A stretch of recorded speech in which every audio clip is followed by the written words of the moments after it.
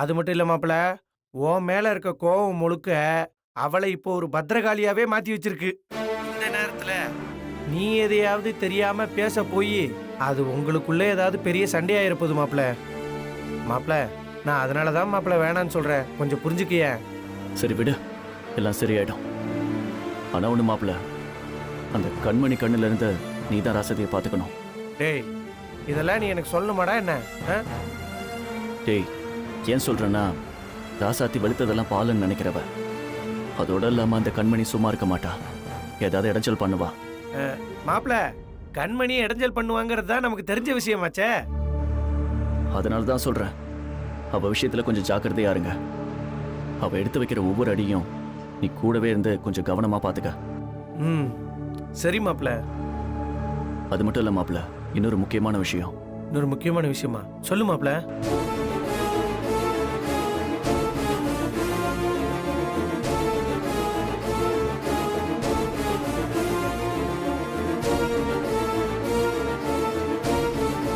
சரி மாப்பிள, நீ சொன்னதை அப்படியே செஞ்சிடறேன் மாப்பிள. சரிடா, ராசாத்தியை பாத்துக்க. ஆ, சரி மாப்பிள, வைக்கிறேன்.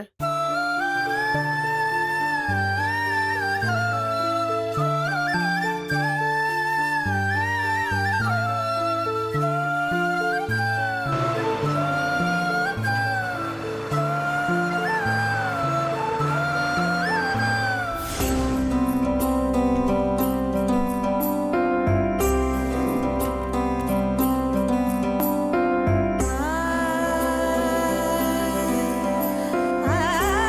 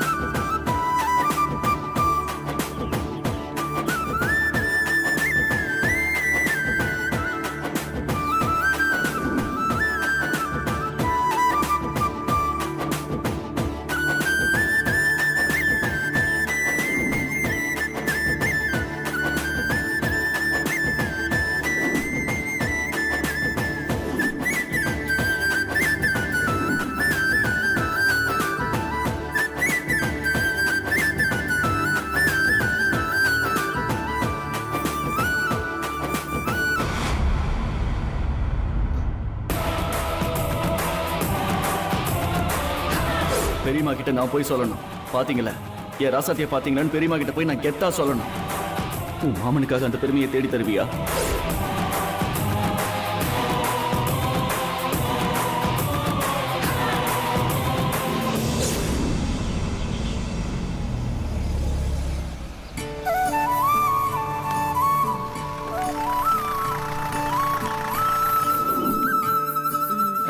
நம்ம ராசாத்தி ஃபுட் கம்பெனியை பத்தி பேட்டி எடுக்கிறதுக்காக பாரதி டிவில இருந்து இவங்க வந்திருக்காங்க. அவங்க கேட்கிற கேள்விக்கு நீங்க பதில் சொல்லுங்கக்கா. சரிப்பா. அக்கா முக்கியமா ஒரு கேள்வி கேட்கணும். ராசாத்தி அவங்க சொன்னதுக்காக நீங்க வேலை செய்றீங்களா இல்ல உங்களுக்கு பிடிச்சு நீங்க வேலை செய்றீங்களா? இது என்னப்பா கேள்வி? இந்த காலத்துல பெண்கள் எல்லாம் வேலைக்கு போகணும் நிர்பந்தம் இருக்கு. அப்படி இருக்கிற நேரத்துல வீட்டுக்குள்ளேயே நம்மளால வேலை செய்ய முடியும் பார்க்க முடியும்னு சொல்லிட்டு ராசாத்தி அக்கா தான் சொல்லியிருக்காங்க. அதனால கண்டிப்பா ராசாத்தி அக்காக்காக வீட்ல இருந்து வேலை சரிக்கா. செய்யும். அம்மா நீங்க சொல்லுங்கம்மா. எங்களோட தலையெழுத்து பொம்பளைங்க தான் கஷ்டப்படணும்னு தலையில எழுதிருக்கு. நாங்க என்ன பண்றது? ஏதோ ராசாத்தி அம்மா புண்ணியத்துல எங்களுக்கு வேலை கொடுத்துருக்காங்க. வீட்லயே இருந்து ஏதோ எங்கனால முடிஞ்சதை செஞ்சு கொடுத்துட்டு இருக்கோம். அக்கா லோடு வந்து அண்ணன் நானும் கொண்டு வருவோம். சரியா? கட் பண்ணதை இவர் வந்து வாங்கிக்குவாரு. எதுவாக இருந்தாலும் ஃபோன் பண்ணுங்க. சரிங்க ஆ? சார். சரியா?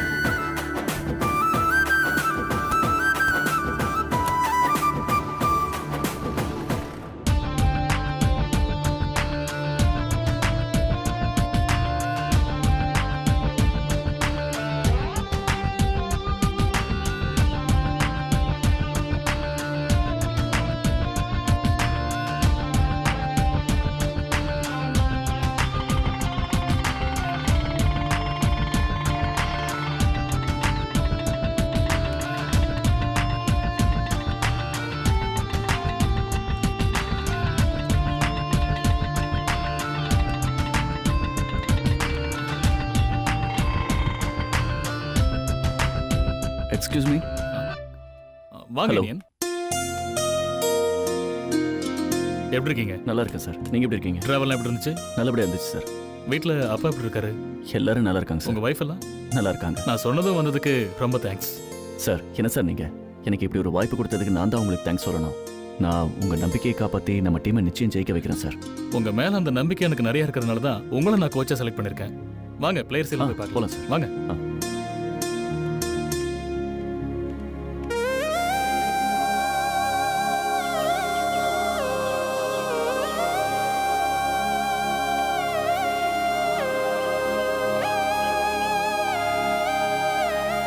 Boys,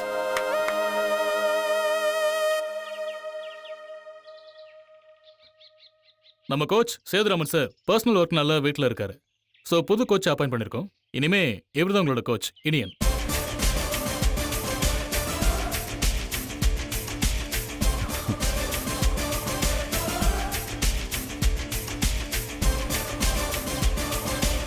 hello. Hi sir.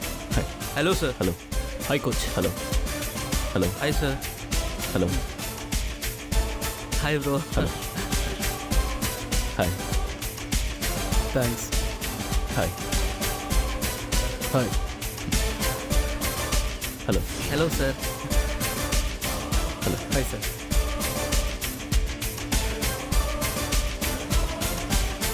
Okay sir. நான் வீட்டுக்கு இன்ஃபார்ம் பண்ணிட்டு வந்தேன். Okay Iniyan, carry on. Thank you evening sir. பார்க்கலாம். ஓகே பாய்ஸ், நீங்க ப்ராக்டிஸ் பண்ணுங்க. Okay sir.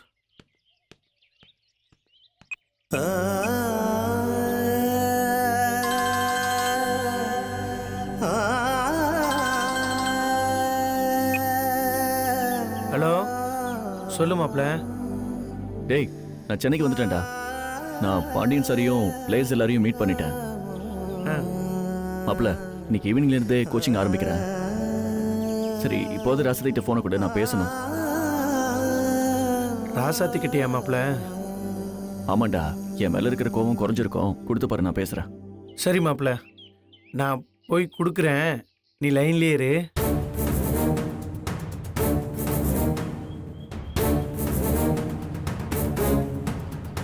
ராசாத்தி வேகமா வேலை பார்த்துட்டு இருக்க நேரத்துல போனை கொண்டே கொடுத்தா நம்மள 2 டோஸ் விடுவாளே. அம்மா ராசாத்தி, அண்ணே சொல்லுங்கண்ணே. இனிய சென்னைக்கு போயிட்டானாம்மா. உன்கிட்ட பேசணும்னு சொன்னான். பேசுறியா? ஏம்மா நீனும் மாப்பிள்ளை மேல கோவமா தான் இருக்கியா?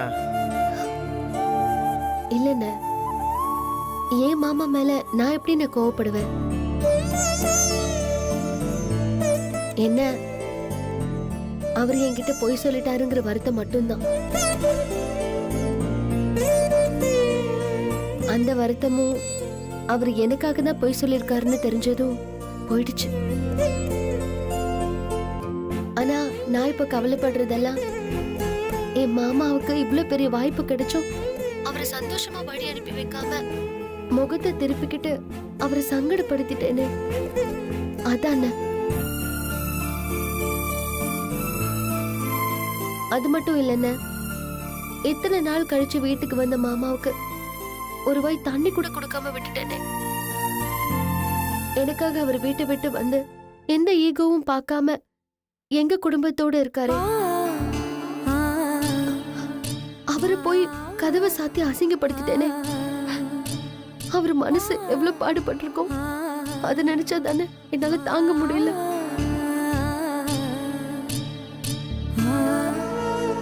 அவர் என் மேல எவ்வளவு நம்பிக்கை வச்சிருந்தா பெரியத்த கிட்ட சவால் விட்டுருப்பாரு. அவர் என் மேல வச்சிருக்கிற நம்பிக்கையை நான் காப்பாத்தணும்னு அதுக்காக தான் நான் இப்படி போராடிட்டு இருக்கேன். ஆனா ஒண்ணு, மாமா அங்க இருந்தாலும் என் மனசுக்குள்ள இருந்தே எனக்கு வழிகாட்டுவார். என்னைக்குமே நான் என் மாமாவால மட்டும்தான் ஜெயிப்பேன். அப்படி ஜெயிச்ச பிறகுதான் நான் என் மாமா கிட்ட பேசுவேன். அது வரைக்கும் நான் அவர்கிட்ட பேச மாட்டேன்னு.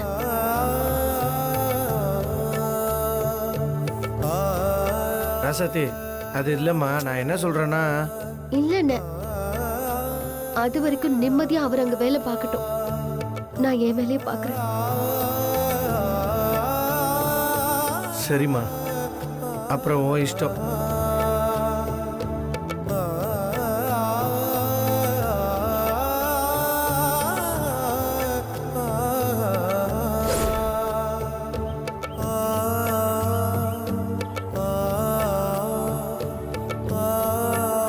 மாப்பிள்ள, ராசாத்தி பேசினதெல்லாம் கேட்டல?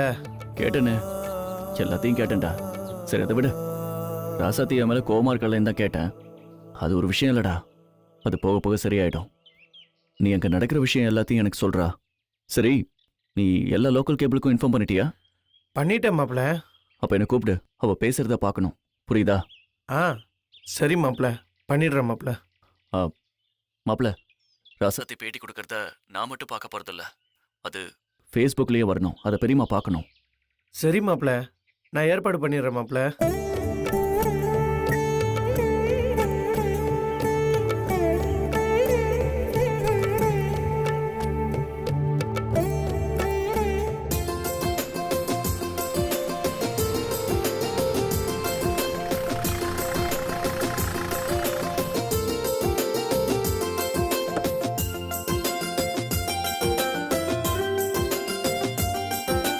வாங்க வாங்க, கரெக்டான நேரத்துக்கு வந்துட்டீங்க.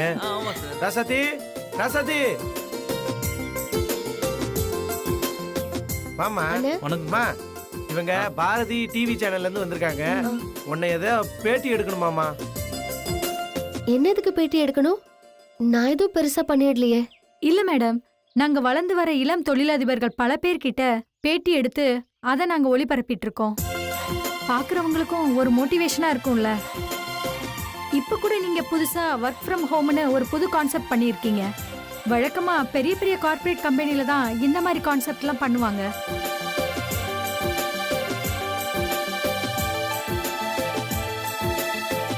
உங்களை மாதிரி ஸ்மால் ஸ்கேல் இண்டஸ்ட்ரீஸ் சிறுதொழில் பண்றவங்களுக்கு இது சாத்தியம்னு வீட்ல இருந்து வேலை பார்க்கறவங்களுக்கெல்லாம் சொல்லியிருக்கீங்க. ஊர் முழுக்க உங்களை பத்தி தான் பேச்சு.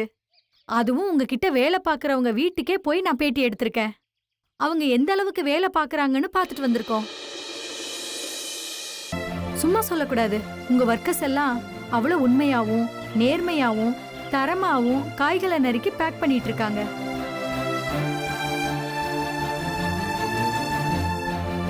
நீங்க சொல்றத கேட்கும் போது எனக்கு ரொம்ப பெருமையா இருக்குங்க. கண்டிப்பா உங்களுக்கு பெருமை புகழ் எல்லாம் வர வேண்டிய நேரம் தான் இது. உங்களுக்கு எப்படி இந்த ஐடியா தோணுச்சு? செயல்படுத்துறதுக்கு என்னெல்லாம் பண்ணீங்க? எல்லாத்தையும் எங்க கிட்ட ஷேர் பண்றீங்களா? ஏன்னா இத பாக்குற மத்தவங்களுக்கும் இது பயனுள்ளதா இருக்கும்.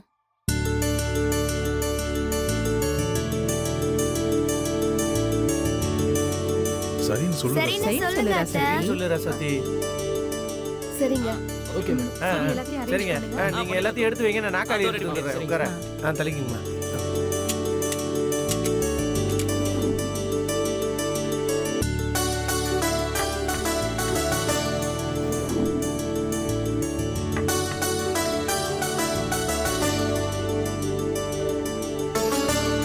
இந்த பேட்டிய மரகதம்மாவை பார்க்க வைக்கணுமே.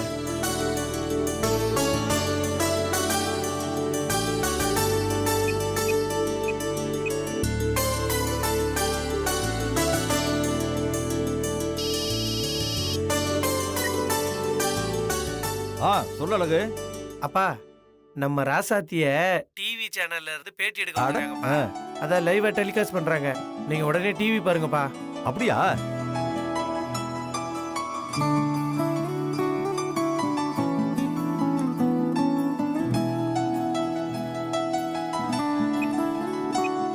அண்ணே அண்ணே குமரா இப்படிதான் எல்லாரும் வாங்க. ராசாத்தி டிவில இன்டர்வியூ கொடுக்கறாளா? அழகு ஃபோன் பண்ணி சொன்னா. வாங்க பாப்போம். பண்றீங்க. என்னங்க சேர் எடுங்க. சரி.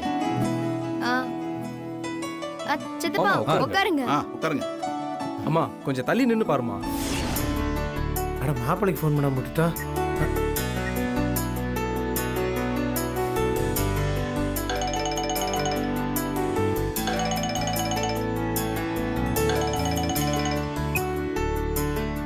சொல்லுடா மாப்ள. மாப்பிள, நீ சொன்ன மாதிரி ராசாத்திய லோக்கல் சேனல்ல இருந்து பேட்டி எடுக்கிறதுக்கான எல்லா வேலையும் பார்த்துட்டேன் மாப்பிள. இன்னும் கொஞ்ச நேரத்துல பேட்டி ஆரம்பிக்க போகுது மாப்பிள. சரி, நீ அப்படியே ஃபேஸ்புக் லைவுக்கு வா, நான் பார்க்கறேன்.